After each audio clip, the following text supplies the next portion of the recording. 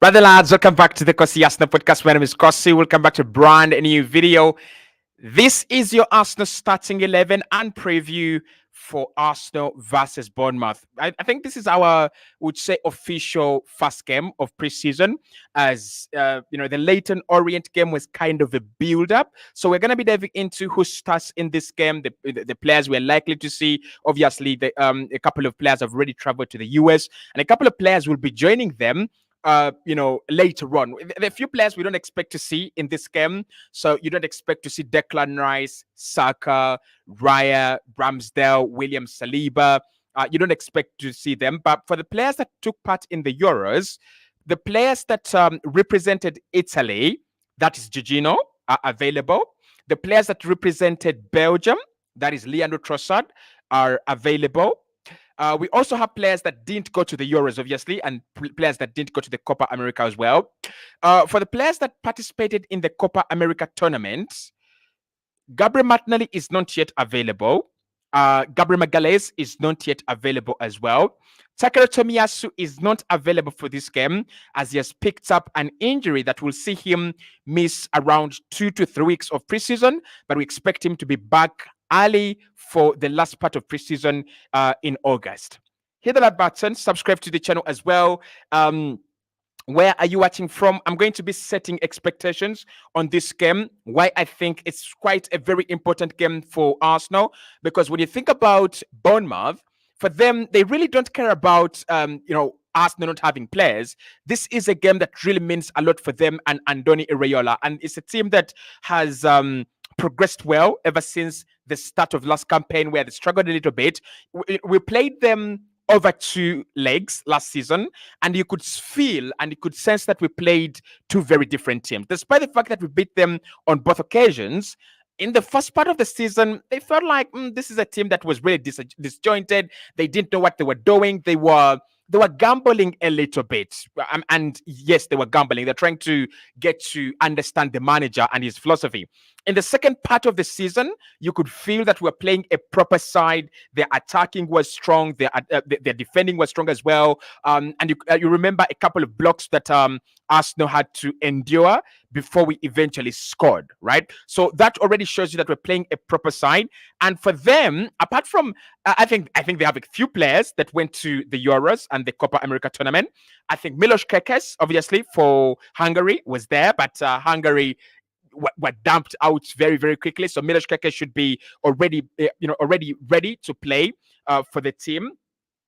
The core of that team and the biggest important players for that team will be available. Solanke will be available. Justin Kluivert will be available. Like I said, Milos Kekes will be available as well, and a couple of other players as well. So we'll talk about the likes of Neto as well. So we'll talk about Bournemouth and why this game is good for us. Actually, our preseason is pretty much spot on because it's tough.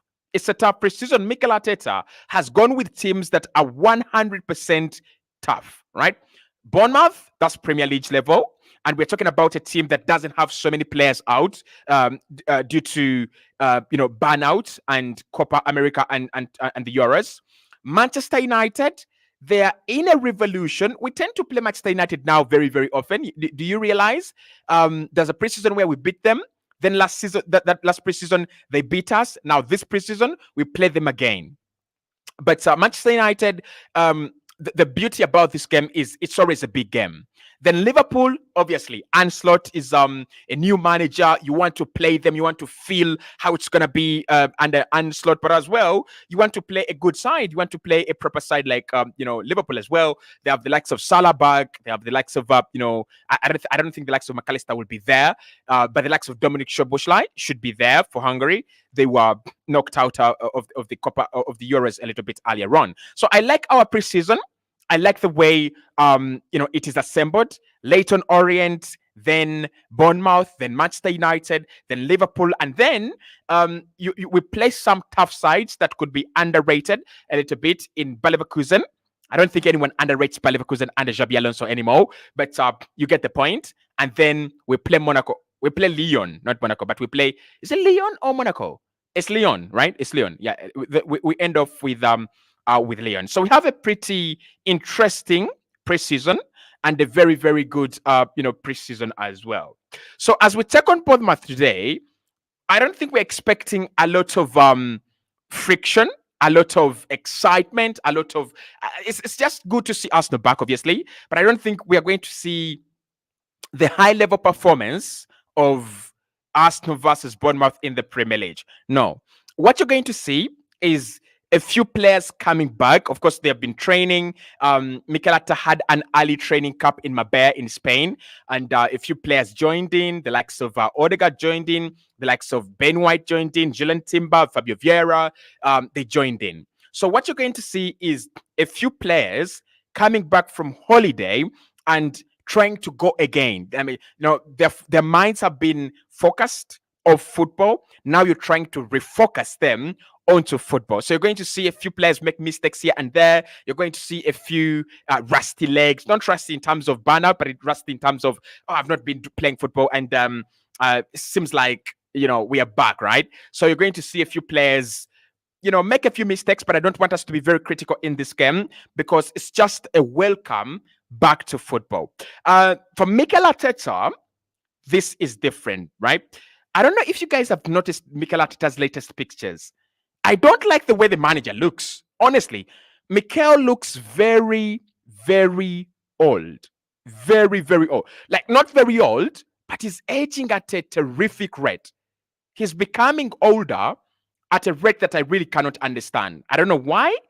Is it the pressure from Guardiola? Is it the pressure with this Arsenal side? He's aging at a pretty quick rate. Honestly, he's aging quicker than Arsene Wenger. In his last interviews, if you've seen him, he doesn't look good. Honestly, he really, really doesn't look good. So, for Mikel Arteta, this game means one, two, or three things. One is you got the chance now to play the players and to look at the players that are not your first team members and they're not the first team players. So he's going to decide who can I trust and who can't I trust in this game. So, for example, for me, I think Emile Smith Rowe in this game must be looked at very well before we decide to sell. I think Fabio Vieira must be looked at very well in this game before we decide to keep or sell. Because again, with ESR, the question is, are we 100% locked onto the idea of selling him? And with Fabio Vieira, are we 100% locked onto the idea of keeping him? What if he doesn't have a good preseason? Would that change our mind about maybe giving him a loan deal, maybe selling him, right? So the manager is going to have a chance just to look at these players that have not been playing all the time. The challenge is the goalkeeping department. And let us get into the starting 11 because that is where our first challenge is. So I'm going to use the lineup builder. I hope everybody knows this. And some players might not be available in this. Some players might be available. So for now, let's name the squad, right? This is Arsenal. This is Arsenal, right? Okay. Subtitle, preseason. Okay. In goal, we have a challenge. Both Ramsdale and Dreyer are not yet back, and that means that the manager, whatever the manager is going to do, he's going to pick between three goalkeepers. He's going to pick between Karl Hein, who is more likely to start. He started the Leyton Orient game. Lucas Nigard, the new young goalkeeper that we signed this summer. And Tommy Setford, another young goalkeeper, 18 years of age, that we have signed from Ajax. Regardless of what happens, right? Even if Arsenal signed a goalkeeper today or right now, we wouldn't have him available for this game because the game is just a few hours away. So let's see if Karl Hein is in here. Karl Hein, Arsenal. Okay, do we have him? Yeah, we have him. So Karl Hein in goal, that's what we're going to see. He's the more experienced goalkeeper of all the three. The rest of them are very young goalkeepers. I mean, Tommy Setford might come in maybe in the second half, or Lucas Nigard might come in the second half. But I expect, and I wouldn't be surprised if Karl Hein played a whole 90 minutes in this game. Like I said, Bournemouth is a little bit an upgrade in quality. Not a little bit, it's a massive upgrade in terms of quality when you compare them to Leyton Orient that we played earlier on. I think it was around 4 days ago. They're an upgrade. Like Bournemouth are a Premier League side, so you've got to respect them.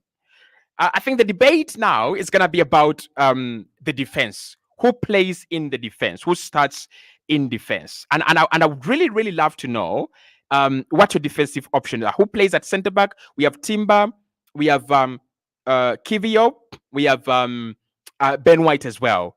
All available.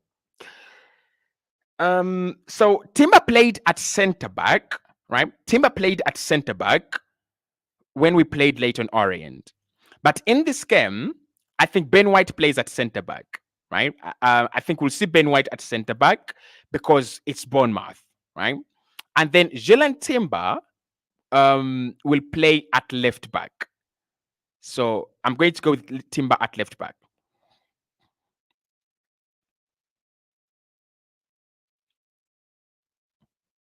Okay. So Jalen Timber at left back. My internet is crunchy a little bit, but everything will be okay. So I'm going to go with Timber at left back, and I'm going to go with White at centre back. I think those are the two that we would have expected to share responsibility at right back, right? But with the options we have right now, I'm going to say Timber left back, Ben White centre back. Now Jakub Kivio definitely joins up because we don't have Tomiyasu in this team, right? We don't have Tomiyasu in this team, so we'll see Kivio at centre back too. I don't think that's a bad starting back three. I don't think that's a back three. I think that's a decent back three. Alternatively, what we might see Mikel Arteta doing, I'm not saying this will happen, but we might see Timber at centre back again because it's played there. So we might see Timber at centre back, and then we might see Ben White at right back, right? But I don't think that's going to happen. I think we'll see Timber at left back. We'll see White at centre back on the right hand side, and then Kivio on the left hand side, and then one of the youngsters will be in the youngsters will be at right back, right? One of the youngsters will be at right back. That's what I presume. And of course, this team builder doesn't have youngsters, so we can't add them to the lineup. But having three senior members of the defense without Gabriel, without Saliba, without Calafiori, without Tomiyasu, without Kieran Tierney, we have 5 players out, and yet we still have a decent back three in Timber, White, and Kivio. That should be okay. That should be all right. That should be able to help us progress the ball well, especially with Kivio and Timber, very good on the ball. And then White, defensively, I expect him to be a solid player alongside Jakub Kivio. So Mikel Arteta then can choose anyone of the youngsters to play at left back. The formation that I want us to go with is Mikel Arteta's 4-3-3. So let's see if we can change the information right there. Well,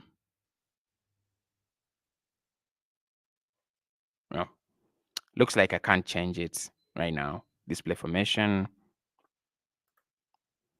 We can't, right? But let's move on. So in midfield, obviously we're going to see Thomas Partey, aren't we? But I think we'll see Partey and Jorginho in the same. Will we see Partey and Jorginho in the same team? Could he play Partey and Jorginho? Against Bournemouth, maybe he might play them just to give the team a little bit of security. But I think it will be Thomas Partey. So I'm going to go with Partey. We don't have Declan Rice, obviously, so we have to cover for the absence of Declan Rice. So let's go Partey in that midfield. And alongside him, let's go with Odegaard, because this team just feels so safe when you have Odegaard. So you have Martin Odegaard as well in the team. This is going to be, I presume this is going to be the core midfield too. And then we have Emile Smith Rowe, we have Fabio Vieira, we have who else have we got? Emile Smith Rowe, Fabio Vieira, and Jorginho to choose from. And then on the wings, we have Trossard. He's back. He's available. Gabriel Jesus is back and available, but I think Gabriel Jesus will be playing up top as striker. And I also think we'll see Eddie Nketiah in this game. So I think Fabio Vieira, again, is going to be playing in either as part of the midfield, right? Either as part of the midfield or as part of the front three. I mean, he's played him there before, and it has actually worked. So let's find Fabio Vieira. There.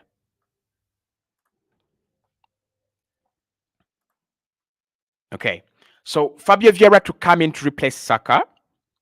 That could work very well around there on the right wing. On the left wing,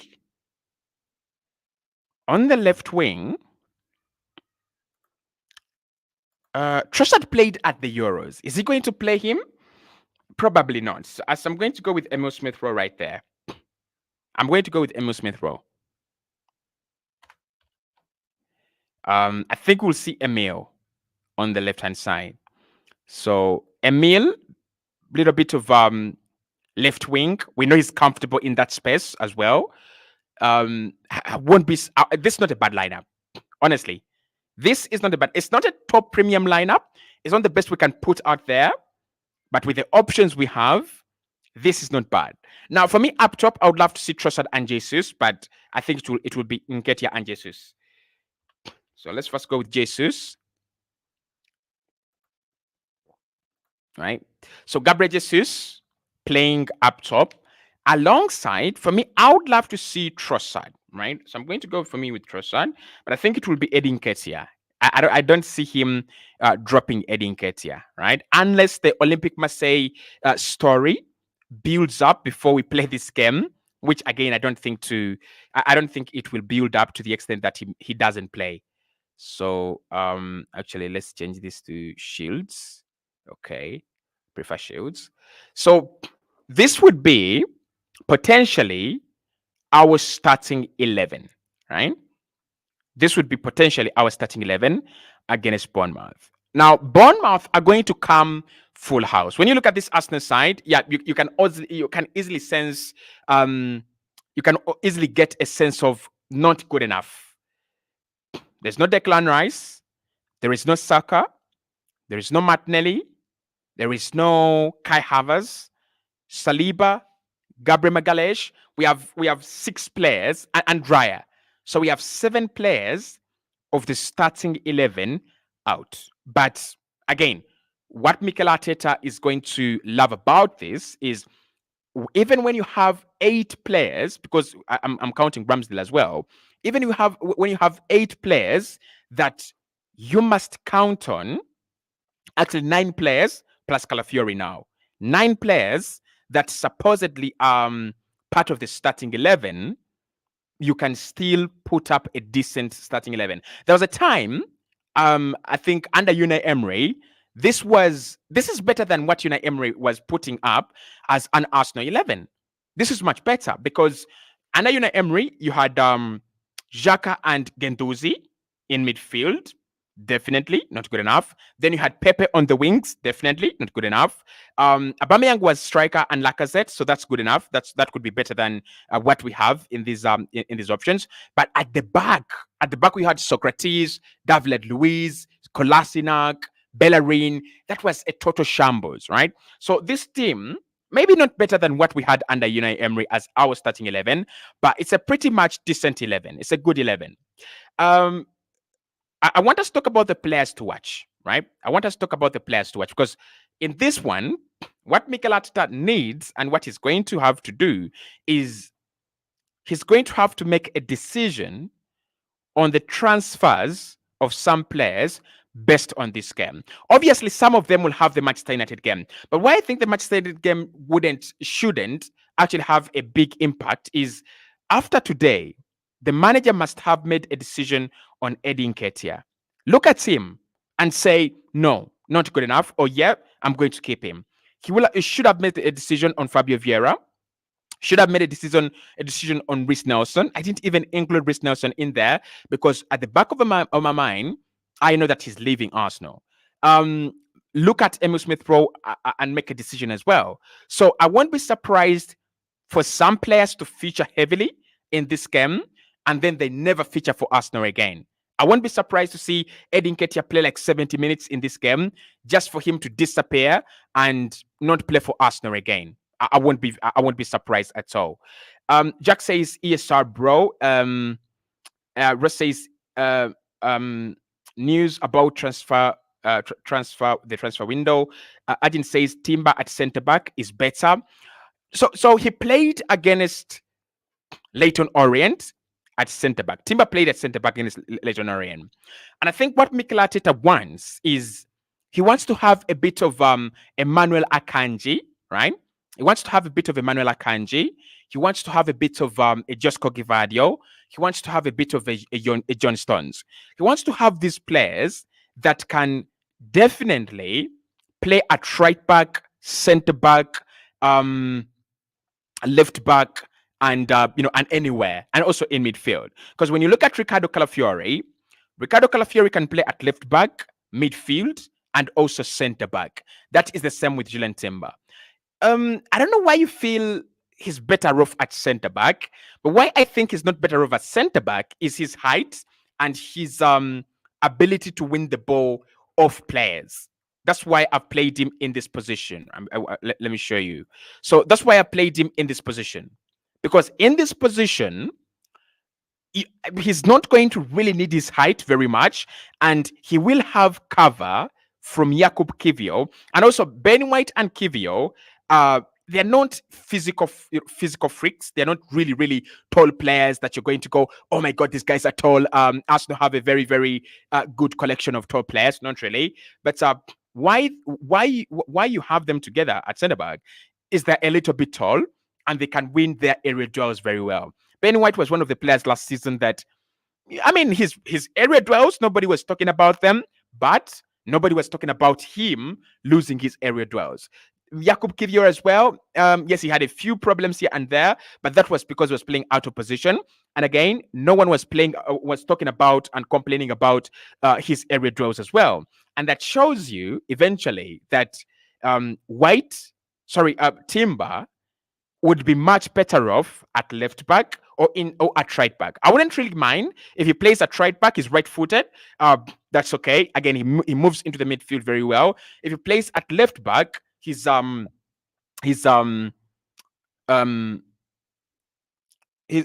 he plays at left back, he's right-footed. Again, he will be able to invert. But also, let's do this a little bit, right? Let's do this a little bit. There is one player that we've not talked about, and that player is Alexander Zinchenko. Zinchenko has been in training with Arsenal, and the reason that's why I didn't actually choose him in this game is I'm thinking maybe Mikel Arteta thinks that he needs to rest first and foremost, play for Ukraine, but also when you don't have the main figures of your backline back, do you risk playing a player like Alexander Zinchenko? Do you really? So let's do this. Let's do this. So let's go with Zinchenko, right? And again, this shows that Mikel Arteta has got a lot of options in defensive areas. So Zinchenko obviously not playing at right back, but him playing at left back and swapping up with Julian Timber. Would this be much better? Right? Would this be much better? Zinchenko and Kiwior on the left, Ben White and Timber on the right. For me, this would be much better. This would be much better. Now, whoever says that Timber should be on at centre back, this is the reason why I would be listening to you. Because Ben White has played very, very heavily at right back, you want him to play there. You want him to play there because he will allow us to invert. He will, not invert, but he will allow us to get these overlapping runs over Fabio Vieira and then cross the ball into the penalty area. So he's going to be running up and down this line. So that's one reason why I play him there. And of course, because we don't have Fabio Vieira who has got pace, you need a little bit of pace, and Timber doesn't have that pace. So you're better off with Ben White at right back. Now, the other reason why you want to play Timber at centre back here is because Zinchenko wants to move into midfield, right? But he's defensively fragile. You can stop him from coming into midfield, and instead of doing that, you just allow Odegaard to come a little bit into the number 10 and Julian Timber to come and invert from centre back and just invert with Thomas Partey. And then you form a back three with Alexander Zinchenko. God help us, I don't want to see a back three with Alexander Zinchenko, really, right? But the advantage of this is easy. When Zinchenko pushes up, because you know he will always push up, when Zinchenko pushes up here, Timber's got the awareness to actually fill in at left back. So that's the reason, right, why I would introduce Alexander Zinchenko in this game. But if I'm Mikel Arteta, it's difficult. Again, you don't have many senior players, so probably you have to play Zinchenko, right? But again, think about it. If you don't have the quality to defend and protect Zinchenko, is it better to leave him out of the lineup? Is it much better to not to play him? For me, I would say it would be much better. The much better option is you don't play Alexander Zinchenko, you leave him out of the starting 11, and then you can bring him on maybe 70th minute or bring him on in the 80th minute. But I think Mikel will play him for one or two reasons. One, he is his boy.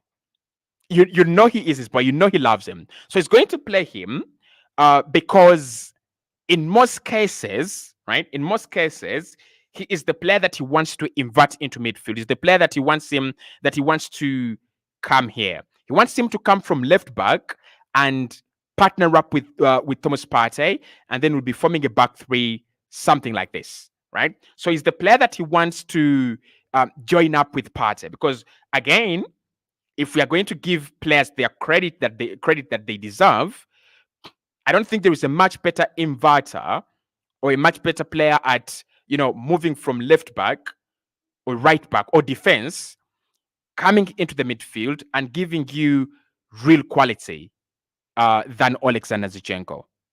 There are not many better. So the defense might look like that, but if you want to see Timber at centre back, I think we'll see it even next season. I think we'll see it. I think we'll see Timber playing at centre back, but then just coming out of centre back just to invert into midfield. The danger with that is that he has to play where Saliba plays, and I don't see Saliba drop in any game. Honestly, maybe in a few where we are playing games, we are playing teams that don't require a lot of defensive ounce, but Saliba to drop. Do you see that happen? Not really. I think.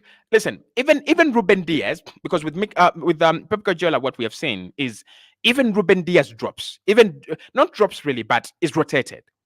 So could we see a world where Saliba starts to be rotated and then it starts playing 30 games a season or 25 games a season?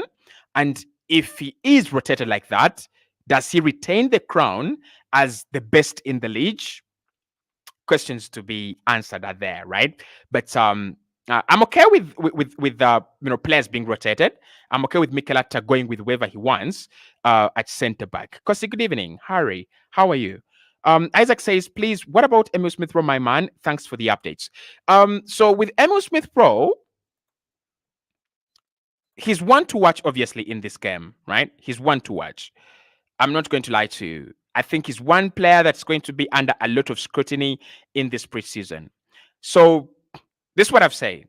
With Emile Smith Rowe, let us play him left wing and let us play Trossard alongside Jesus up top, right?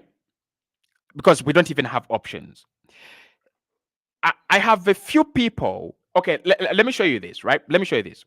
So there are people who think that Emile Smith Rowe is a number 8 or a number 10. Let's rebuild this. So yeah, you have Thomas Partey playing in a single pivot. We know he can do that very well. Then you have Gabriel Jesus. You have Fabio Vieira as a winger. You have Gabriel Jesus as your 9, and you have Trossard as the left winger, right? And then Jesus as the 9.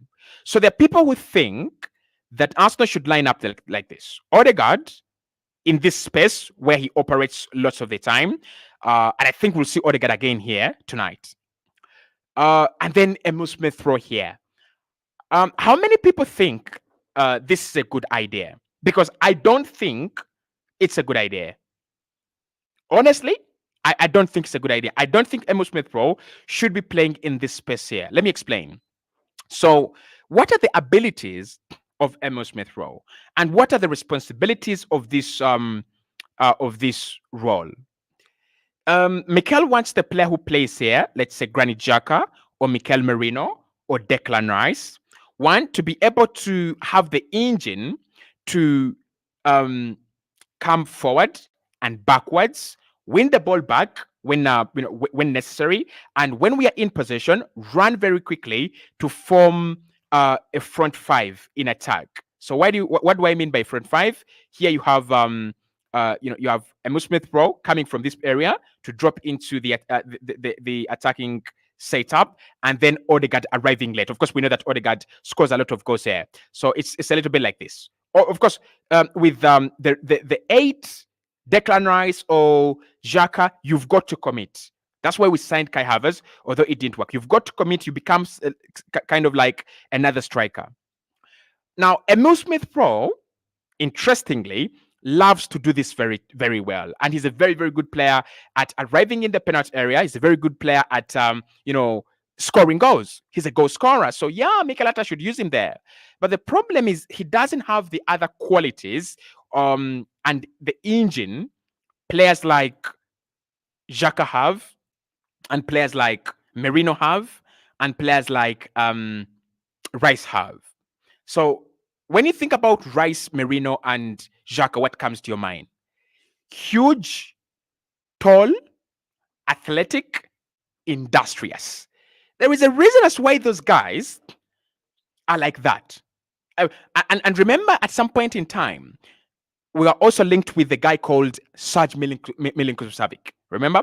And then remember that last summer we signed Kai Havertz for that same role.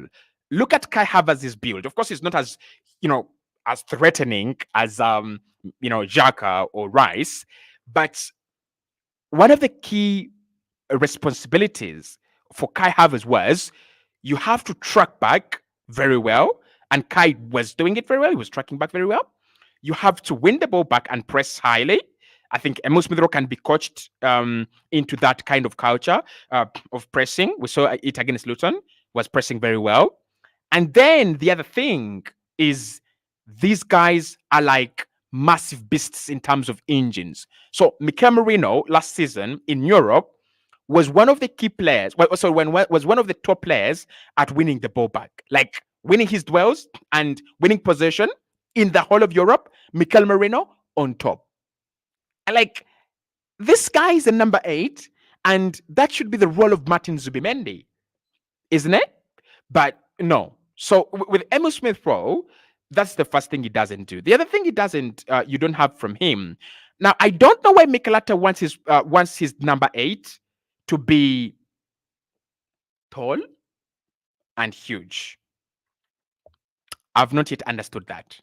Like, yeah, understanding the game, technical ability, being able to, read situations. Yeah, I understand that. Like, you must be an intelligent footballer to play the number 8. The number 8 has always been a role for intelligent footballers. Iniesta, Cazorla, Nasri. I understand. But why he wants them huge, tough, and tall, I've never understood. Really, I've never. But every number 8 we're trying to sign under Mikel, I think the last two players that we were linked with in the number 8 role that Mikel Arteta wanted was Houssem Aouar, and of course Houssem Aouar would have played where Odegaard plays today. So again, and then Yuri Tillemans. So Yuri Tillemans, Arsenal didn't sign him because of his physicality. They didn't like his physicality. So with Emile Smith Rowe, however much many people will convince us that he should be playing alongside Odegaard in the starting 11, and he might be playing here tonight, but that is not the role for him. It's the same. Actually, it's very, very similar to Trossard. Like Trossard, when he plays in this role, garbage, pure rubbish, garbage. So I don't want them there because you're just wasting our time and you're wasting them as as talent. So I think Emile Smith Rowe for me should be playing right here, right? Emile Smith Rowe should be playing right here. And if Mikel Arteta really wants wants not to play, Trossard, maybe to rotate him, Jorginho could Jorginho really play here? No, I'm not buying into this. I'm really not buying into this. But what we could see is Trossard push up a little bit with Gabriel Jesus up top, and then Zinchenko come into this role. Now, the good thing with Alexander Zinchenko, and why he would be much better with than ESR in this role, he takes care of the ball much better in this Arsenal team than any other player. But I think maybe apart from Jorginho, but this guy really takes good care of the ball. So your boy Emile Smith Rowe, I know how many people love Emile Smith Rowe. I know how many people appreciate him on this channel. I'm not saying that he's going, but I'm saying this is a game where he has to prove to the manager with absolute certainty, without fail, that he has to be in the team. Otherwise, we might see him out of the door before you know it.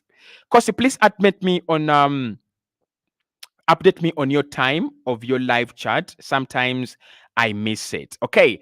You'll be able to catch me live 11 a.m., 5 p.m., 9 p.m. Right? 11 a.m., 5 p.m., 9 p.m. When is the game starting? The game is a little bit later on. If you're in Africa, it's actually at 5:30 in the morning. Jimmy says, is Timber playing in this game? Yeah, 100%. Timber is one of the players that we expect to start the season, right? And by the way, thank you so much for that comment. That's another thing that we are going to see in this game.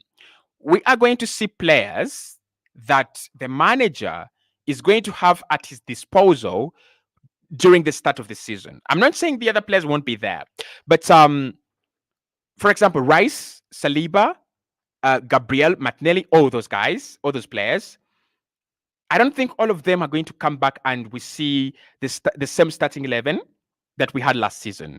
So you're going to see a few tweaks and changes here. Maybe Timber starts like 7 games or even 8 games, right? Maybe you're going to see what else could we see? Maybe you're going to see maybe in midfield Fabio Vieira play more games, right, than Declan Rice in the first part of the season. I'm just saying. Maybe we see Partey and Jorginho team up. So this is the bunch, and these are the players that the manager is going to have to deal with and work with during the first part of the season. And it's not a bad thing, by the way. It's not a bad thing. Can we get Karim Adeyemi, says Sam Smart. Calafiori, here we go. And then Cabo says, thanks, bro. Thank you to Cabo. Calafiori, here we go. I think with Ricardo Calafiori, you will not be able to see him in this game, but there is optimal optimism. That one, yeah, right. There is optimal optimism that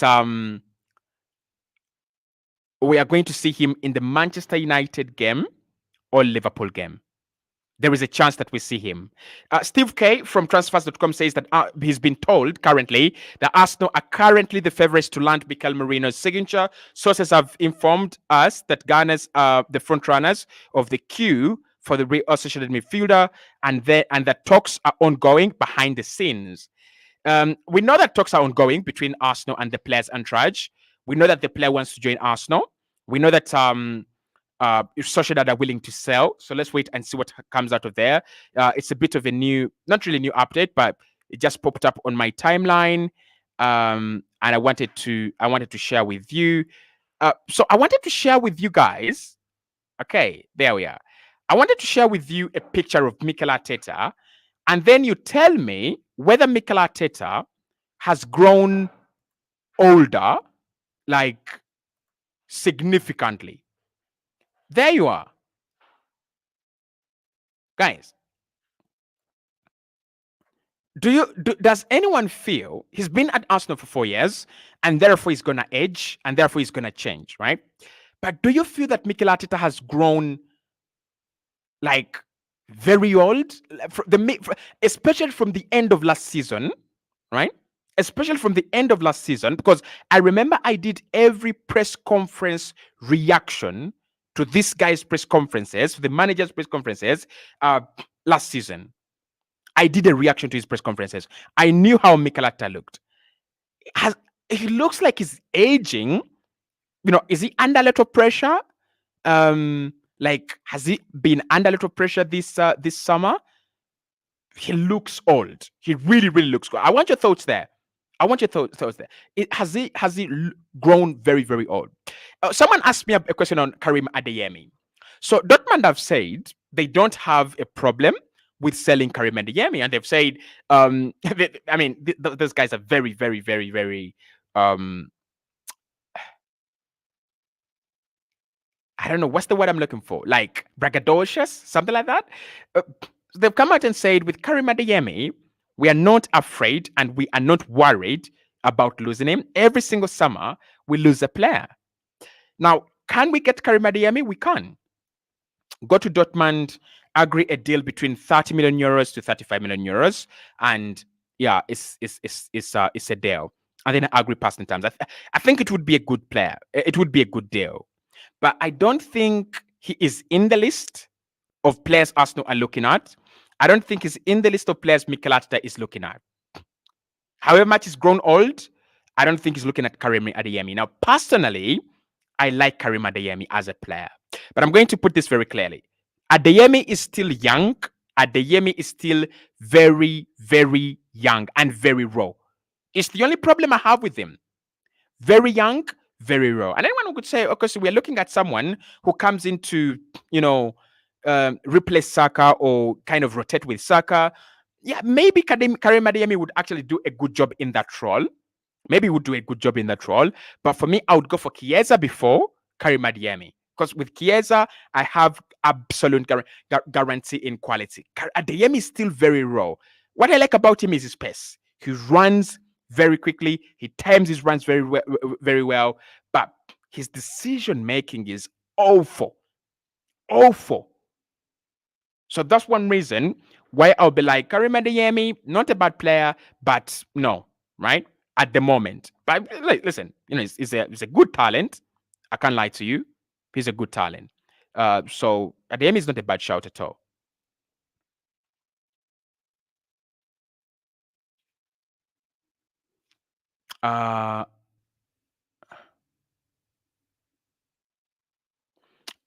Morgan says he still looks the same. Okay, if he still looks the same, that's okay. If he still looks the same, I was just concerned.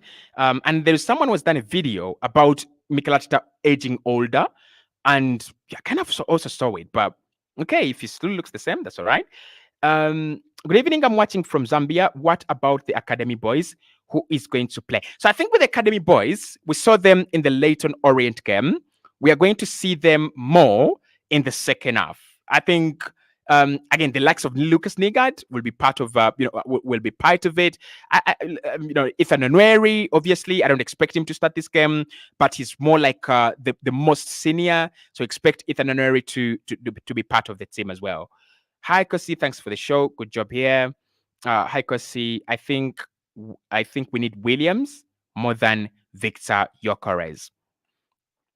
You're saying Andrew says we need a winger more than a striker. No, no, no, no, no, no, no, no way, no way.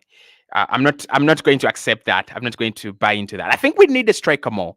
I think we need a striker more. A winger, we can even get a winger in January. We can get a winger next summer, and we can still win a trophy, right? With a good striker, but without a new winger. I think we can still win a trophy. Um. Okay. To me, Arteta is just changing in size, says Hannington. All right. And then Karim says he hasn't grown older, bro. I think the weather at the time they took the pick made him look old. Oh, how did I forget? How did I miss that? I'm a graduate in journalism and communication, and I should actually have considered that, right? I should have considered that. But as well, I want us to let's. Can I get? Let me look for that interview on YouTube. Let me look for that interview on YouTube so that we can see exactly we can see exactly I could be making too much out of this, right? I could be making too much out of this that is unnecessary. So I would love to get the interview. But for me, when I looked at him, he certainly looked a little bit older. But when you actually bring out the idea of the manager, maybe camera settings and all that. So this is the interview. Let me share. There. So there is the recent interview he's done. This is the latest interview he's done. Does this guy not look older to you guys? Like, is this the Mikel Arteta you saw? Is this the Mikel Arteta you saw at the end of last season? Is he the one? This is a video on the Arsenal website. Is it like we don't see any changes there? I really see some changes there. I really do see some changes there. I really see some changes there. And maybe the hair, maybe he didn't take care of the hair the way he used to. When I look at that face, this man looks a little bit aged. And I don't have a problem with it. Yeah, I'm not saying I'm not saying I have a problem with it. I'm just saying. Hi bro, how are you doing, Bonnie? Hibab says, yes, he's chick. I mean, I don't know if it's the pressure of the previous and next season. I don't know, but I don't like my manager, being under a little pressure. But of course, I know he will deliver, and I know he can deliver. So not even worried about delivering. Which channel is gonna show this game? You will be able to see it on the Arsenal website, on the official Arsenal website. All I can see from him is that he looks a bit chubby. Does he look chubby now? No, he does. He does. Probably he's not been taking care of his body very well. It could be the camera angles as well. We've been told. It could be the camera angles. I can see changes in him. A bit fat and older. Hi, Cossy. I'm watching from Zambia. Why are we not getting Chido Obi Martin from the academy? So Chido Obi Martin, Arsenal have already agreed internally that Chido Obi Martin doesn't want to stay at Arsenal, right? So the club has agreed to let him go. It's over, right? It's over. Chido Obi Martin is not going to be an Arsenal player next season. And the academy has started its preseason activities, and they have left Chido Obi Martin out. That is enough to tell you that it's over for him, right? It's over for him. It's gone. It's gone. Thank you so much for watching, guys. Hit the like button for me. Subscribe to the channel. I'm going to do a watch along later. when the game starts at 5. So hope you guys can join me for the watch along. But if you can't, I'll do a live reaction at 11. I hope you guys will be able to join me. I'll do an upload for the reaction. Then we'll have some player ratings as well. And yeah, we'll try to mark the boys out of 10 to see how they'll have done. But preseason is here.